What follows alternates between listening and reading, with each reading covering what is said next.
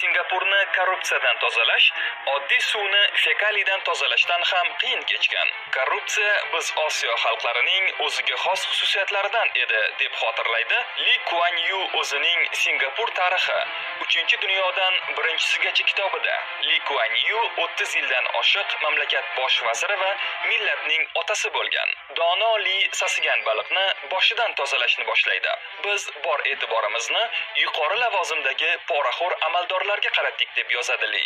Mayda poraxo'rlarga nisbatan yengilroq ko'rinishda yondashdik. Oddiy va tushunarli asosda jamiyat hayotida muhimligi kam sohalarni bekor qilish va litsenziya bermaslikkacha. Korrupsiyaga qarshi byuro direktori istalgan ministrga qarshi ish ochish huquqiga ega edi. Sudlarga amaldorning yashash tarzi, uy-joyi, olayotgan oyligiga to'g'ri kelmasligini asos qilib olishga ruxsat berildi. 10 martadan 100 ming Singapur dollarigacha bo'lgan jarima qing'ir daromadni musodara qilishgacha oshirildi. Li Kuan Yu shubha ostiga tushgan qarindosh va do'stlarini ham ayab o'tirmadi. Uning o'zi bu urushni mana bunday eslaydi. Parlament a'zosi Fi Yu Kok 4 holatda lavozimini suiiste'mol qilish bo'yicha ayblandi.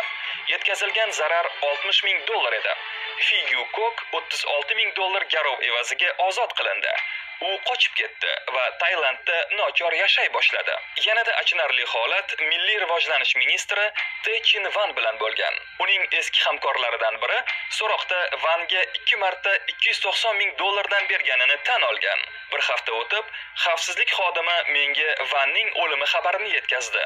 Van o'z joniga qasd qilib, amital natriy ichgan. Amaldorlarni qamash, quvg'in qilish va o'z joniga qasd qilish holatlari kerakli samarani berishi kerak edi. Hamma o'g'irlashga qo'rqib qoldi. Masalan, bosh vazir ham o'z prinsiplarini ko'rsatdi. Mening rasmiy qarorgohim davlatga tegishli edi. Mening hech qanday ustunligim, mashinam, haydovchim, bog'bon, oshpazlarim va boshqa xizmatchilarim yo'q edi. Mening qarorim bo'yicha bosh vazir va barcha ministrlar har oy ma'lum miqdorda pul olib, uni nimaga sarflashni o'zlari hal etishardi. Hukumat qo'lida qamchi bilan birga shirinlik ham ushlab turardi.